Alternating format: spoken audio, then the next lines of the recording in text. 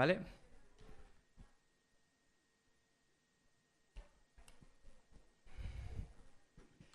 El mensaje que quiero compartir hoy, muy probablemente es el mensaje que yo siempre he querido dar desde el principio, pero nunca me he atrevido a dar porque lo veía demasiado complicado de explicar, pero a la vez quería hacerlo sencillo.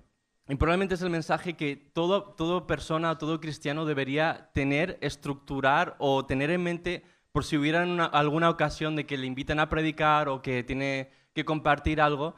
Sería el mensaje que todo cristiano debería tener de forma central, y es el rescate de Dios y la celebración de ese rescate. Básicamente voy a hablar del sacrificio de Jesús, lo que es la Santa Cena, y es un mensaje que si así a secas lo comentas en tu trabajo o donde tú estudias, si te preguntan qué has hecho este domingo, luego vamos a tomar la Santa Cena, y les dices, pues he tomado la Santa Cena para celebrar el sacrificio de Jesús y que me ha redimido de pecado, muy probablemente piense de que algo va mal ahí, o no lo entienda. El hecho de sacrificio, de sangre, de tomar su cuerpo y tomar su sangre, son conceptos muy raros en la cultura de hoy. Pero eso es lo que yo quiero explicar. Esto es lo que yo quiero adentrar y responder preguntas como del por qué, si Jesús murió hace 2000 años, el perdón de los pecados se sigue aplicando a día de hoy. De por qué Dios tuvo que hacer un sacrificio durante bastante tiempo de animales y sangriento, y Jesús, habéis visto la pasión de Cristo y más o menos se asemeja según la descripción de lo que Jesús pasó. ¿Por qué Dios, si creó el ser humano y quiere salvarnos, tuvo que pasar por algo así, del sacrificio? Entonces lo que vamos a hacer, voy a leer versículos muy puntuales de la historia de Génesis, y vais a ver que es muy, muy rápido, para explicar Adán y Eva desde el comienzo. Voy a hablar sobre el pecado, voy a hablar de 4 puntos: el pecado, el sacrificio, el sistema de sacrificios que Dios implanta al pueblo de Israel. Voy a hablar de la muerte y resurrección de Jesús, y el 4º punto sobre la Santa Cena, que representa ese sacrificio, del por qué hoy lo tomamos. Pues rápidamente vamos a leer, lo tengo aquí, solo son un par de versículos, no hace falta que lo busquéis, lo podéis leer aquí directamente.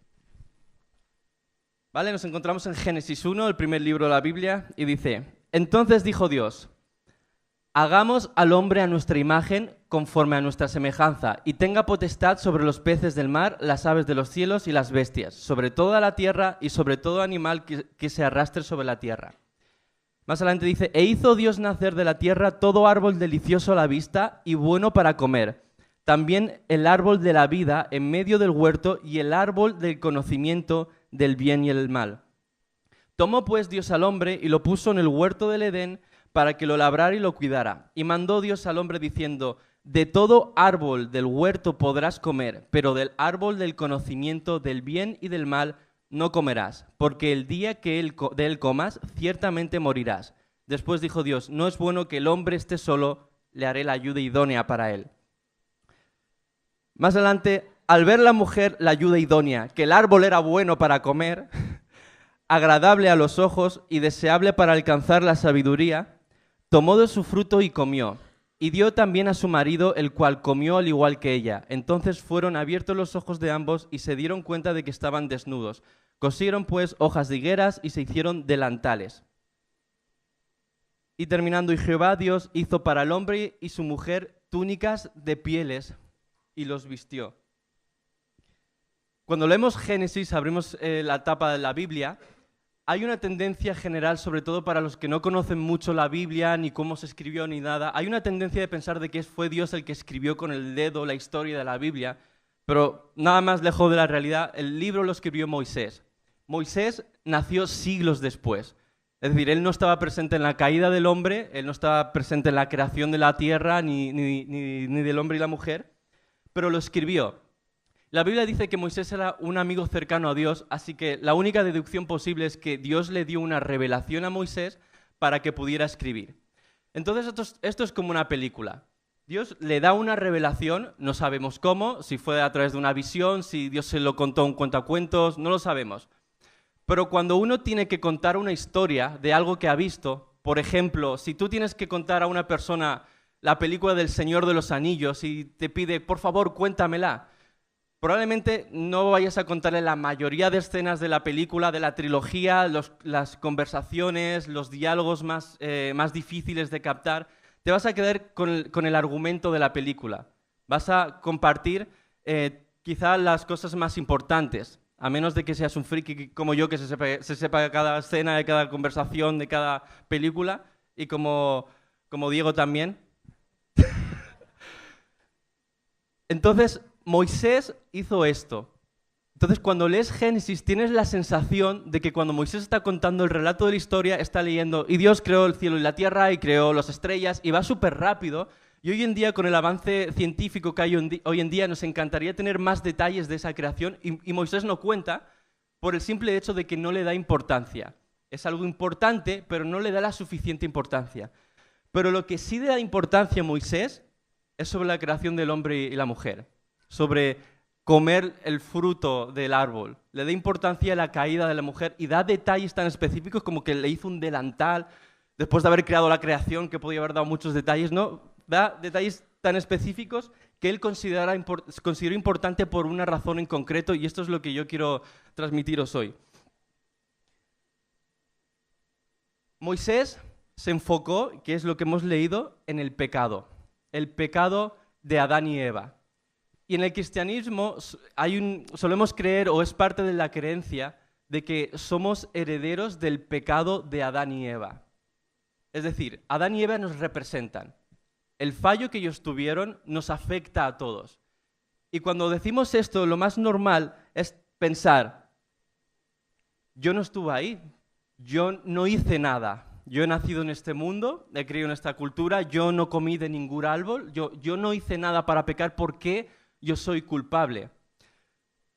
Pero tenemos que pensar de que Adán y Eva eran los padres, los primeros seres humanos, y esto es, por ejemplo, esta semana, esto es un ejemplo que voy a dar para entenderlo más, esta semana, como sabéis, y como valenciano, lo tengo que decir con dolor, el Barça ganó 7-0 al Valencia, ¿vale? Y estaban en el trabajo, y a pesar de que no soy de Valencia, pero me siento valenciano un poco, estaban en el trabajo diciendo que valenciano hemos ganado. Yo pensando, bueno, solo 11 jugadores han ganado realmente, pero los que son del Barça se sienten parte de esa victoria sin haber jugado un solo minuto en el campo de fútbol. ¿En qué me has ganado? Entonces, es normal este sentimiento de equipo, de pertenecer a algo en concreto, de seguir quizá lo que otras personas nos representan. Los jugadores del Barça representan los colores blaugrana y todos nos sentimos orgullosos. Esta historia de Adán y Eva es exactamente igual. Adán y Eva eran los primeros hombres y representantes de toda la humanidad. Es decir, de que si ellos no hubieran caído y nosotros, que es otro argumento, hubiéramos estado ahí, podemos llegar a pensar, si llegamos a estar en ese lugar, en ese árbol, quizá nosotros no hubiéramos comido. Quizá nos hubiéramos aguantado o hubiéramos sido fieles a Dios. Nunca lo sabremos. Quizá no hubieras comido, a lo mejor como mujer Eva no hubiera ido a por la fruta, o no, o quizá a lo mejor vio la fruta y podíais haber hecho un pastel de frutas para todo el mundo. No se sabe lo que podríamos decir. O sea, que no sería un argumento válido el pensar de que no nos representan cuando Adán y Eva sí nos representan. Entonces, tenemos que tener conciencia de que heredamos la culpa del pecado de Adán y Eva. No somos directamente los que lo hemos hecho, pero heredamos la culpa directa. Esto, mucha gente, sobre todo la gente que no es cristiana, la gente que no cree en Dios, le cuesta más aceptar. Tendemos a rechazar las culpas siempre que nos encasillen de otros lados. Pero también no solo hemos heredado la culpa de Adán y Eva como padres de la humanidad, sino que hemos heredado una tendencia de pecado, que es una tendencia de que el cuerpo tiende siempre hacia el mal. Y lo vemos reflejados desde pequeños. Esto lo pueden ver desde pequeños, los padres, y más los que sabéis padres, y los que no tenéis padres, pensad que habéis sido niños alguna vez, espero. Los padres o los niños dicen a los niños cómo hacer el bien, cómo tienen que comportarse de forma correcta. Nadie enseña a un niño a hacer el mal. Mentir es esto o haz esto.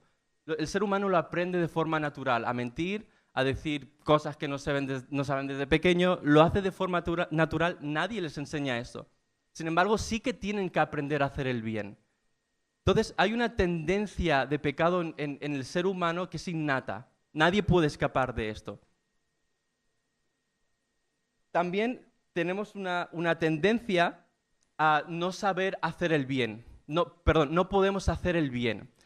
Y aquí hay siempre diferencias. Hay mucha gente que puede entender hacer el bien con hacer obras de caridad, de dar a los pobres o hacer obras como mayormente cree la rama más conservadora del catolicismo, por ejemplo, que se cree que las obras va a ser suficiente para que Dios lo justifique y diga, persona buena, has actuado bien. Pero la verdad es que nuestra conciencia del bien y del mal no es la misma que la de Dios. Nosotros no tenemos la misma visión del bien ni del mal, ni nuestra conciencia es la misma que la de Dios. Por esta causa, mucha gente a lo largo de la historia de la humanidad ha cometido verdaderas barbaridades creyendo que está haciendo un bien y un favor a la humanidad. Sin ir más lejos del siglo XX, las millones de personas que murieron en guerras mundiales, creyendo que estaban haciendo un bien a la humanidad, exterminando razas, haciendo distinción de personas. La conciencia del bien y del mal está sujeto a lo que de verdad es el bien para Dios y el mal para Dios. Y la Biblia dice que no hay ninguna persona que pueda hacer el bien separado de Jesús. Esto lo vemos en Juan 1:15. Y heredamos la culpa y heredamos la tendencia del pecado. En Romanos 8:8 dice que sin fe es imposible agradar a Dios. Es decir, no puedes hacer el bien si no tienes fe en Dios. Ahí tenemos ya un choque con la cultura. Tenemos un choque con lo que otras personas consideran ser buenas personas, que no hacen mal a nadie. Pero Dios está diciendo, la única forma de saber y conocer el bien es teniendo fe en mí y creer en mí. No hay otra forma. Y esto es algo que los cristianos deberíamos tener muy, muy en cuenta. Y aquí, como os he dicho, estamos hablando del pecado heredado y vamos a pasar del segundo punto, que es uno de los puntos más interesantes. Entonces, en la historia está el pecado, Adán y Eva caen, pero Dios tiene un plan para rescatar a la humanidad. Porque si Dios es amor y Dios es justo. Esto todo lo hemos oído. Dios es amor porque perdonó a Adán y Eva. Hemos leído de que se equivocaron y lo que le hizo es poner un delantal, los cubrió de piel. Hemos leído que Dios les cubre de piel, les pone un traje, no les perdonó del hecho, pero sino que paró la consecuencia de justicia que debía caer sobre el hombre. Entonces, Dios lo que hace es lo siguiente. Como es un Dios justo y todo ser humano o todo ser que va en contra de Dios tiene que pagar unas consecuencias, que esto es un dato interesante, Dios creó los animales, Dios creó la tierra, pero el ser humano, a diferencia de cualquier otro animal, fue el único que se rebeló contra Dios. Puede que los animales no tengan suficiente inteligencia como para poder hacerlo, pero es un dato a tener en cuenta. Dios nos creó a su imagen y semejanza y nosotros le negamos, le fallamos.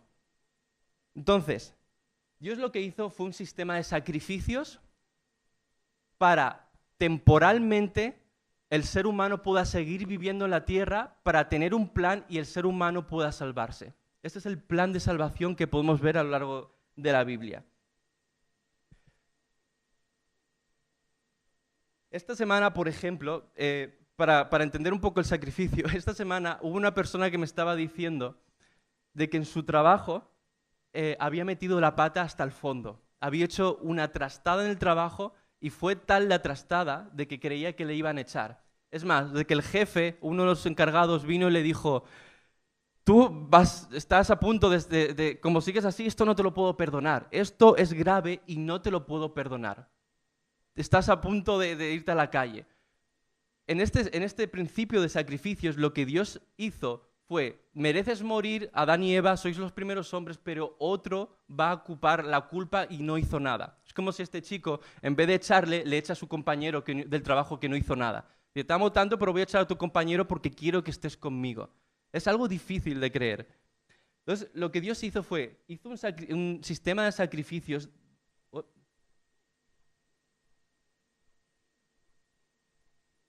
Dios hizo un sistema de sacrificios en los animales para calmar la ira y la destrucción de Dios, porque Dios es un Dios justo, pero también es un Dios que ama.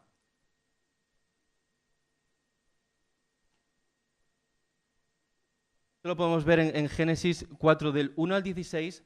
Vemos los hijos de Adán y Eva, los primeros hijos, que están Caín y Abel, la historia de Caín y Abel, cómo ellos empiezan a sacrificar, a hacer sacrificios a Dios. Pero Dios hizo un sistema de animales, de sacrificio de animales. Y en la Biblia podemos encontrar a 3 tipos de sacrificios de los animales. Uno era el sacrificio voluntario. Es decir, para que Dios pudiera perdonar tus pecados, necesitabas tú entregar un animal de diferentes variedades de tipo. Había desde vacas y toros hasta palomas para la gente más pobre que no tenía acceso a animales más caros. Había todo un sistema de sacrificio planificado para todo tipo de personas. Entonces, este es un sacrificio voluntario que el pueblo de Israel hacía 2 veces al día, por la mañana y por la noche, diariamente. Imagínate que nosotros tuviéramos que hacer esto hoy en día, que estás trabajando y le dices a tu jefe, pero un momento, tengo que hacer un sacrificio animal. O que vengas a la oficina un día y ves a Adriana ahí degollando un cordero en el escritorio. O sea, imagínate la necesidad de tener que acercarse a Dios de forma voluntaria para hacer un sacrificio.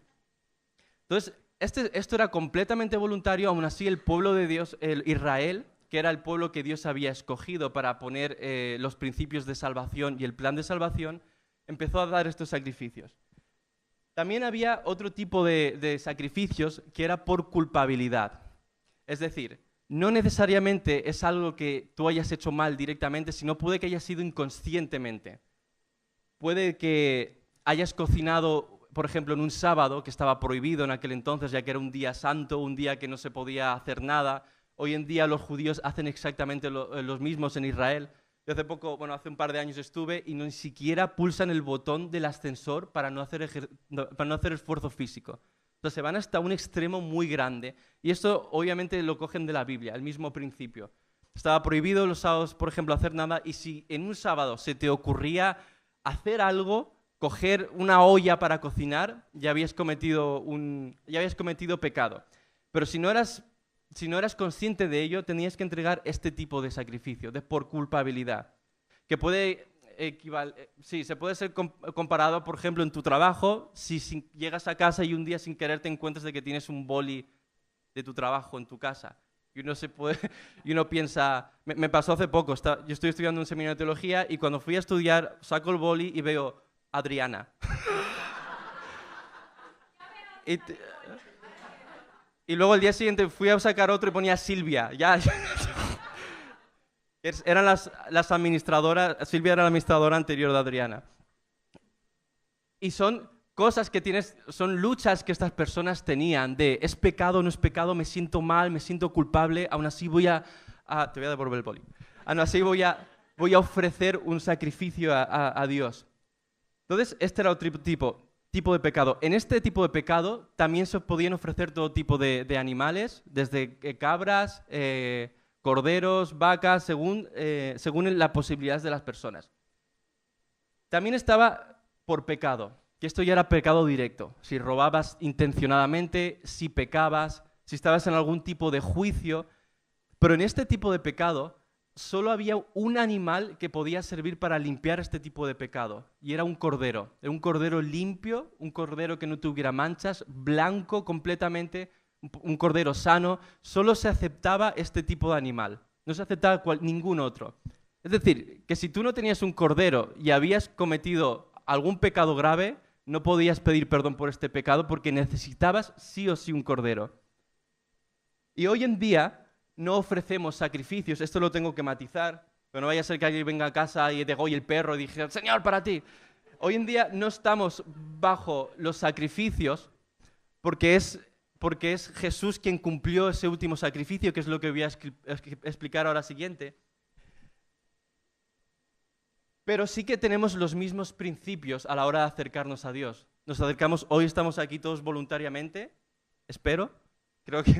Creo que nadie os ha obligado a venir.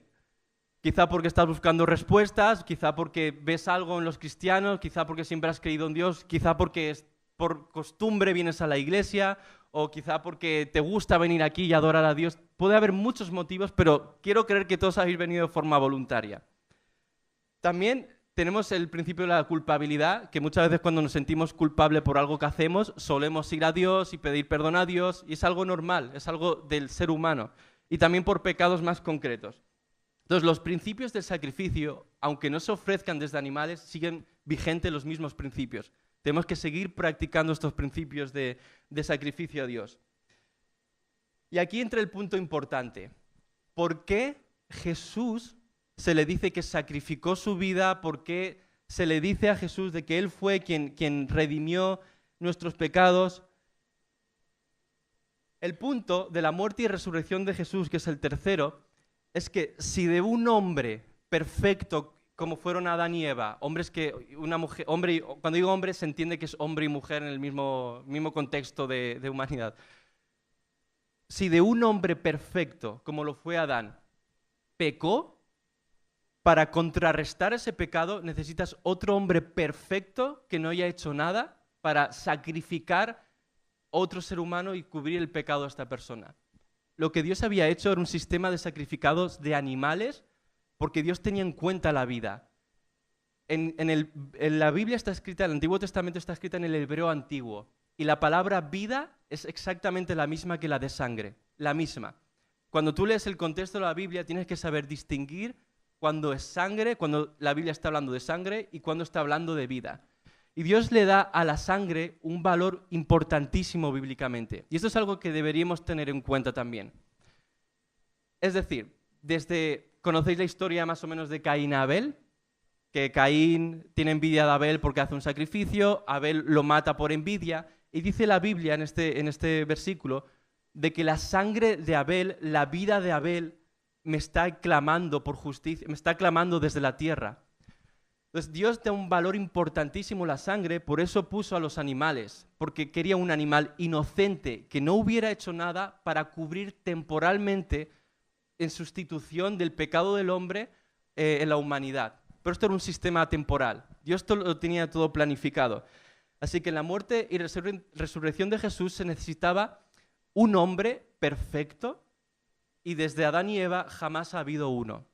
Han habido hombres en la Biblia, hombres que han cumplido la ley de Moisés, hombres que eran intachables, se dice, delante de Dios, pero dice la Biblia que no hay ni un solo hombre que no llegara a pecar en sus pensamientos, en sus corazones, ni aún hoy en día podemos decir de que nosotros no pecamos, de que somos perfectos, porque no podemos llegar a ese nivel de perfección. Entonces, la única fórmula era que Dios mismo, un ser perfecto, se hiciera hombre y se sacrificara como hombre para quitar el pecado inicial del mundo. Esto es un concepto que choca con la cultura de hoy. Es un concepto de creer en la divinidad de Jesús, del cual vivimos en el año 2015 después de Jesús. Tenemos que luchar constantemente en la cultura de hoy de que es algo de que no cree la gente, de que es algo histórico, de que quizá nadie puede salvarse. Nadie se puede salvarse a través de un hombre, sino que se pueden hacer por obras, o yo soy mi propio Dios. Hay muchos argumentos en contra de esto, pero la verdad es que el cristianismo es la única verdad, los únicos principios, la única religión que puede ofrecer una salvación al ser humano sin necesidad de esfuerzo propio. Tanto el Islam, tanto el budismo, tantas otras religiones que nacen de esta parte histórica de Israel, tienen sus propios principios y sus propios valores egoístas para llegar a una plenitud. Entonces, en la redención hubo un sacrificio y fue Jesús. Y este es el interesante de este punto. Israel tome a Jesús, conocéis la historia, Jesús predica que es hijo de Dios, que Él trae la salvación al mundo, que Él trae la redención del mundo, que Él viene, es el segundo Adán, pero los judíos, Israel, que es el pueblo al que Dios había armado para traer el plan de salvación, no le creyó, le mató, le crucificó. Y lo curioso es que, como hemos leído en el punto de sacrificio, no necesariamente necesitabas ser consciente del pecado para sacrificar un cordero.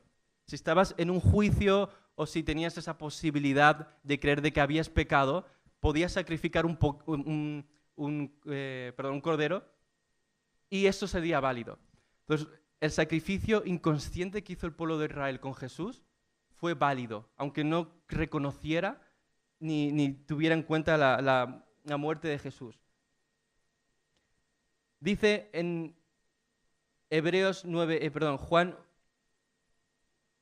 1:29,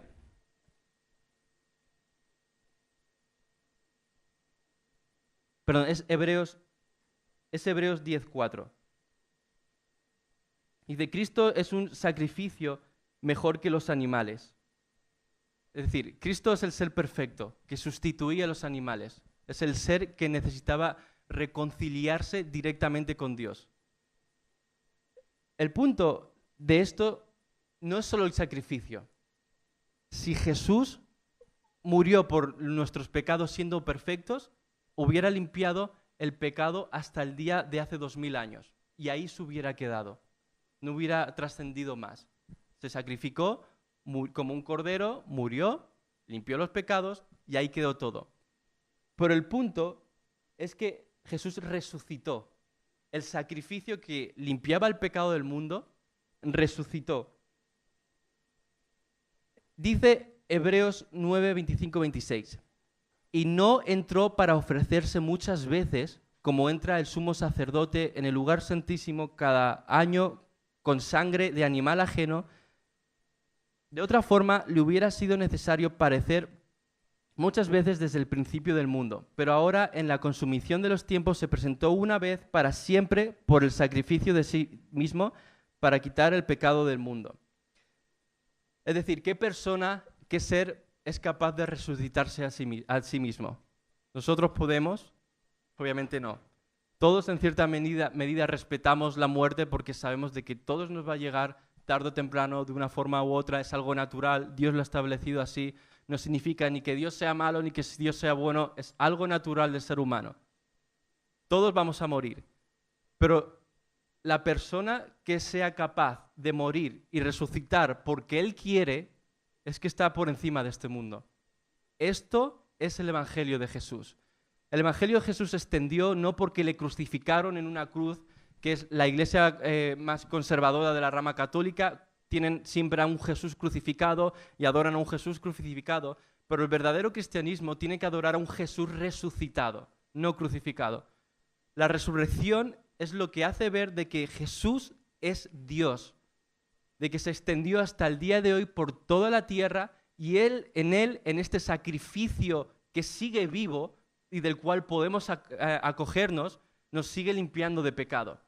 Por eso Jesús, 2000 años después, podemos acercarnos a Él sin ningún problema, podemos poder decir, Señor, creo en lo que tú hiciste y que me perdonas de los pecados porque está vivo, no está muerto. Y este es el Evangelio de Jesús. Y el cuarto punto es la Santa Cena.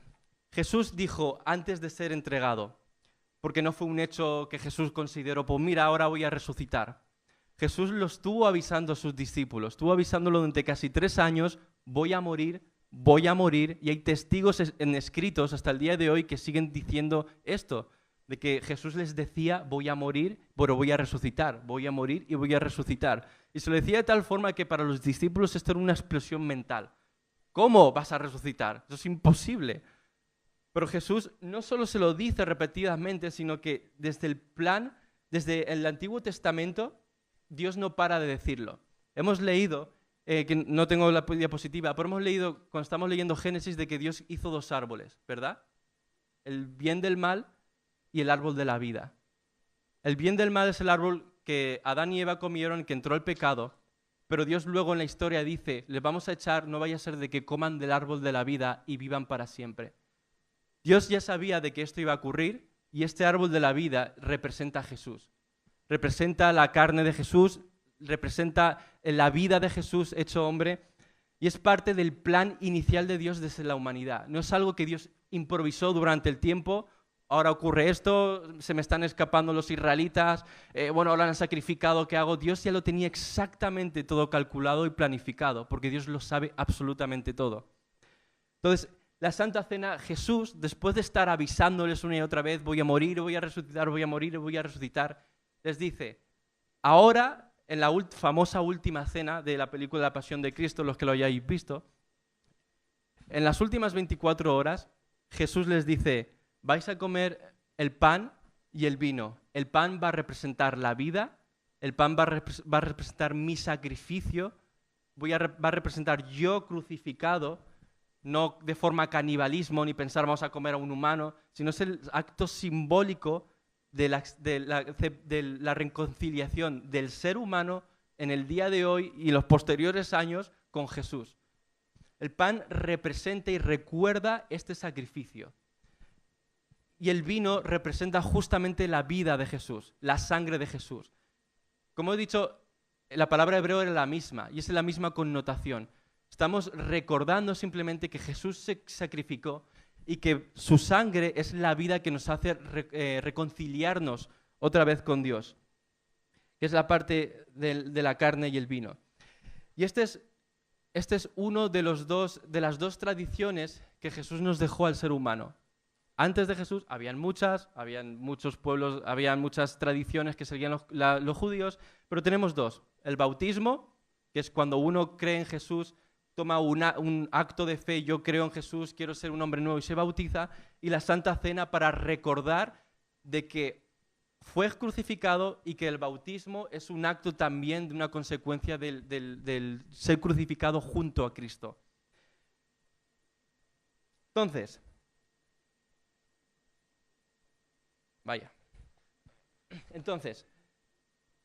Dios lo tenía todo planificado. Y este es un punto interesante. Dios es amor, ¿vale? Lo escuchamos.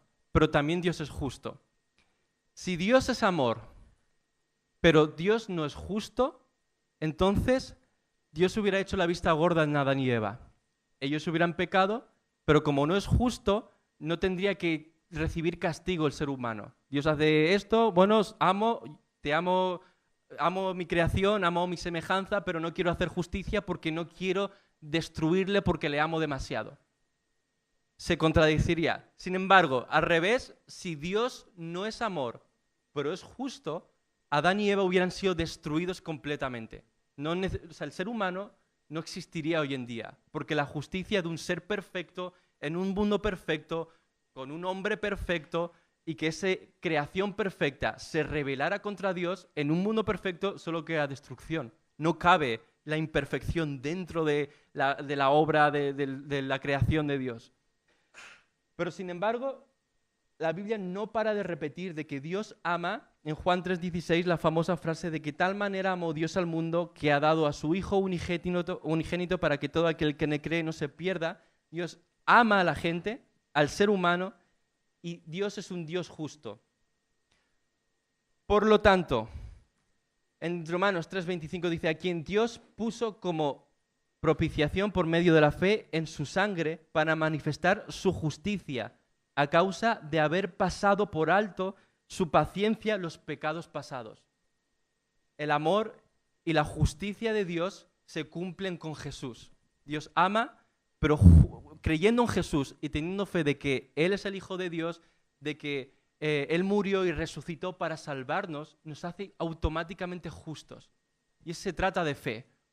No se trata de tener que demostrar históricamente, bueno, a ver dónde está Jesús, quiero conocer la historia de Jesús. Hay gente que se vuelca a buscar cosas que se van de lo extrabíblico, de buscar pruebas históricas y nunca encuentran, porque todo nace de la fe. Y sobre todo es que Dios rescata a la humanidad. Esta es la conclusión que podemos llegar. Es una historia de amor. El hombre cae y Dios va a rescatarlo. ¿Qué hubiera pasado si la mujer, Eva, hubiera comido la manzana y Adán hubiera rechazado? ¿Hubiera ido Adán a rescatar a Eva? No lo sabemos. ¿Qué hubiera pasado si hubiera sido al revés? No lo sabemos. Lo único que sabemos es que el hombre cayó y Dios quiso rescatarlo. Por eso hoy tú y yo estamos aquí.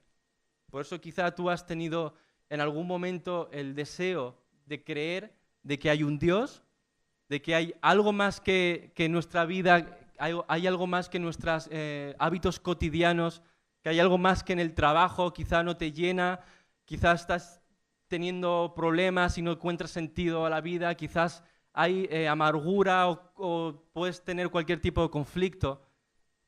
Todo esto forma parte del plan de Dios. Y me gustaría invitar a Pati, a los líderes de célula para repartir la Santa Cena. Y me gustaría sobre todo de que fuéramos conscientes de lo que esto representa. Hoy en día solo lo tomamos una vez al mes en esta iglesia, por lo menos, y en las iglesias evangélicas por cultura. Pero es que los primeros cristianos lo tomaban cada día. Era una alegría y una satisfacción y una revelación tan grande que lo tomaban diariamente. Querían estar continuamente agradecidos. Querían estar agradecidos a Dios y a Jesús por lo que Él había hecho. Entonces, yo os quiero pedir de que seáis conscientes y que lo meditéis. Y antes de repartir, quisiera que se dejara 1 o 2 minutos, pues, que se dejara 1 o 2 minutos para meditar. Y seamos conscientes de que si estamos hoy aquí, no es simplemente porque queremos sentirnos bien en una iglesia, ni porque creemos en Dios, porque mucha gente cree en Dios, pero ni siquiera es capaz de acercarse, sino que seamos conscientes de que lo que nos hace cristianos es creer en la muerte y en la resurrección de Jesús. No hay otra cosa. No hay profecías de por medio, ni pensamientos egoístas de si yo me acerco a Dios quizá me da tal cosa. Todo empieza por creer en la muerte y en la resurrección de Jesús. Esta es la base del cristianismo. Esto es lo que hoy deberíamos enfocarnos. Y quiero dejar simplemente unos minutos para que lo procesemos, pensemos en lo que vamos a hacer, en lo que Él hizo, en lo que Dios hizo con la humanidad, en lo que representamos hoy el ser humano en la cultura de hoy, en el siglo XXI. Cuanto más necesidad hay de que el mensaje de salvación se expanda por el mundo, quisiera que lo pudiéramos meditar y dejar unos minutos.